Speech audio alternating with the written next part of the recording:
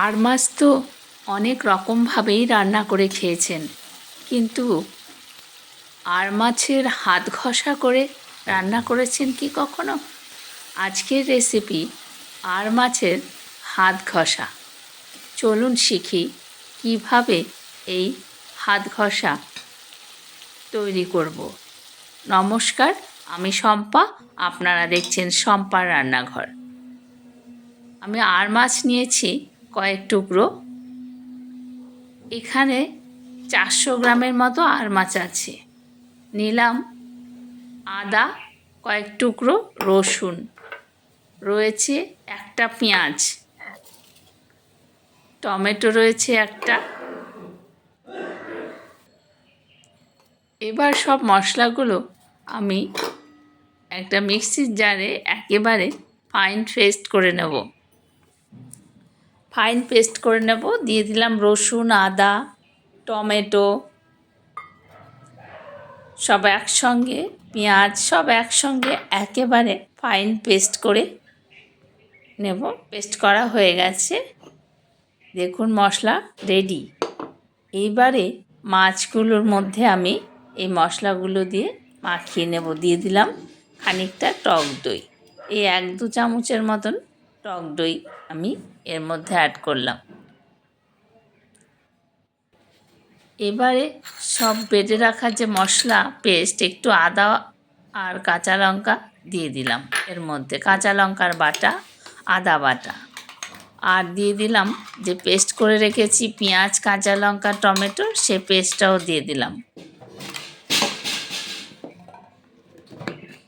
এবারে দেব হলুদ গুঁড়ো, পরিমাণ মতন হলুদ গুঁড়ো দিয়ে দিলাম, এখানে 1/2 চা চামচের মতন আছে। দিয়ে দিলাম একটু কাশ্মীরি লঙ্কার গুঁড়ো। আপনারা ইচ্ছে করলে ঝাল লঙ্কাও দিতে পারেন। জিরে গুঁড়ো দিলাম 1/2 টিস্পুন। বন্ধুদের কাছে অনুরোধ, সম্পূর্ণ ভিডিওটি দেখবেন। স্বাদ মতো নুন কিন্তু আপনারা বুঝে দেবেন, যে যেমন খাবেন তেমন। আর সর্ষের তেল দিলাম। এবার খুব ভালো করে মেখে নেব সব মশলাগুলো দিয়ে, সুন্দর করে একেবারে ভালো করে মাছের গায়ে মশলা মাখিয়ে নেব দারুণ করে। দেখতে থাকুন কিভাবে এই হাত ঘষা আর মাছ রান্না করা হয়। এত টেস্টি হয় এইভাবে রান্না করলে, অসাধারণ। গরম ভাতের সঙ্গে এই রকম মাছ আর মাছের হাত ঘষা হলে আর কিছুই লাগে না। এভাবে আপনারা বোয়াল মাছও রান্না করতে পারবেন।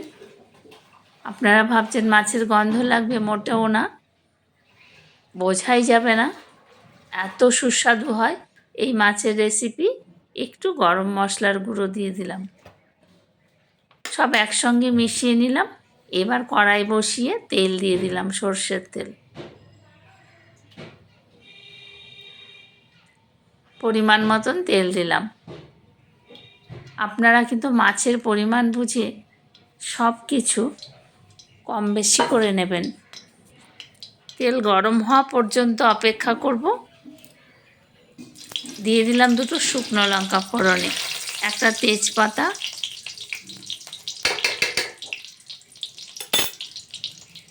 ফোড়নের একটা সুন্দর স্মেল বেরিয়েছে। এবারে মেখে রাখা মাছগুলো আমি এর মধ্যে অ্যাড করে দিলাম।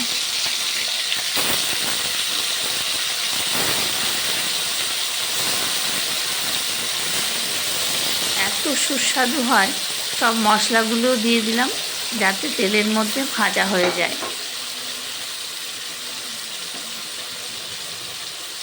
একটুখানি ঢেকে দিলাম যাতে মশলাটা সুন্দর করে, দেখুন একেবারে তেল বেরিয়ে এসেছে। এবারে হালকা হাতে নাড়াচাড়া করুন, হালকা হাতে নাড়াচাড়া করে নেব যাতে মাছ ভেঙে না যায়। মশলার সাথে মাছ খুব ভালোভাবে কষিয়ে নেব। এবার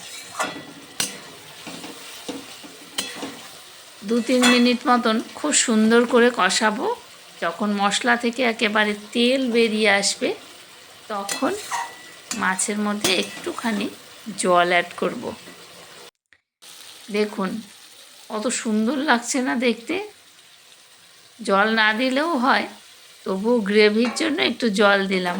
যারা গ্রেভি পছন্দ করেন না তারা কিন্তু ওই অবস্থাতেই নামিয়ে নিতে পারেন, তাতে কোনো অসুবিধা হবে না।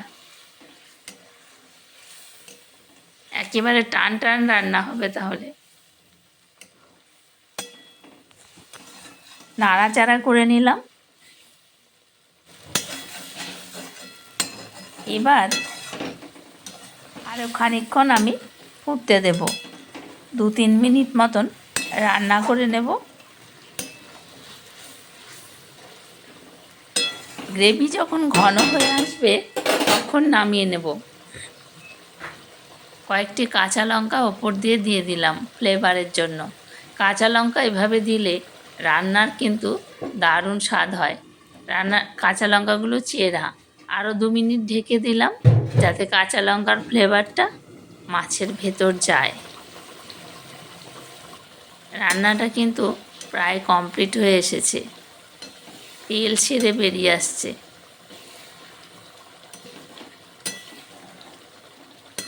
দেখুন দারুণ সুন্দর স্মেল বেরিয়েছে এই রান্না থেকে।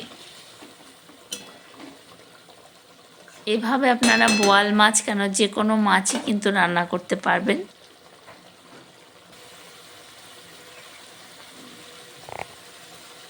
একটুখানি ধনেপাতা কুচি আমি ছড়িয়ে দিলাম, খুব সামান্য। এবার পরিবেশন করে দেখাচ্ছি কেমন হলো এই আর মাছের হাত ঘষা। দেখুন দেখে লোভ লাগছে তো। গরম গরম ধোয়া ওঠা ভাতের সঙ্গে এই রকম আর মাছের হাত ঘষা হলে আর কিচ্ছু লাগবে না। এতটাই সুস্বাদু হয় এই মাছ। এইভাবে আপনারা বাড়িতে একবার আর মাছের হাত ঘষা বানিয়ে দেখবেন, অসাধারণ লাগে। সম্পূর্ণ মাছগুলো আমি প্লেটে নামিয়ে নিলাম, একটু গ্রেভি ওপর দিয়ে ছড়িয়ে দিলাম। দেখুন তো কত সহজে কত টেস্টি একটি রান্না হয়ে গেল, একেবারে রেস্টুরেন্ট স্টাইলে রান্না। আপনারাও বাড়িতে এইভাবে রান্না করে খেয়ে দেখবেন, খেয়ে এসে না হয় কমেন্ট করবেন কেমন হয়েছে রান্না। রেসিপিটি কেমন লাগলো কমেন্ট করে জানাতে ভুলবেন না। ভিডিওটি যদি ভালো লাগে তাহলে অবশ্যই একটি লাইক, কমেন্ট আর আত্মীয় বন্ধু বান্ধবের মাঝে শেয়ার করে দেবেন। একটি সাবস্ক্রাইব করে পাশে থাকা বেল আইকনটি প্রেস করে চ্যানেলটির পাশে থাকবেন। দেখুন কত সুন্দর হয়ে গেল, কয়েক মিনিটের মধ্যে কিন্তু এই মাছ রান্না হয়ে গেল। বাচ্চা থেকে বড় প্রত্যেকের কিন্তু ভীষণ ভালো লাগবে এইভাবে মাছ রান্না করলে। নমস্কার, আপনারা এতক্ষণ দেখছিলেন শম্পার রান্নাঘর। ধন্যবাদ সবাইকে সাথে থাকার জন্য। ভালো থাকবেন সকলে, দেখা হবে পরে আবার।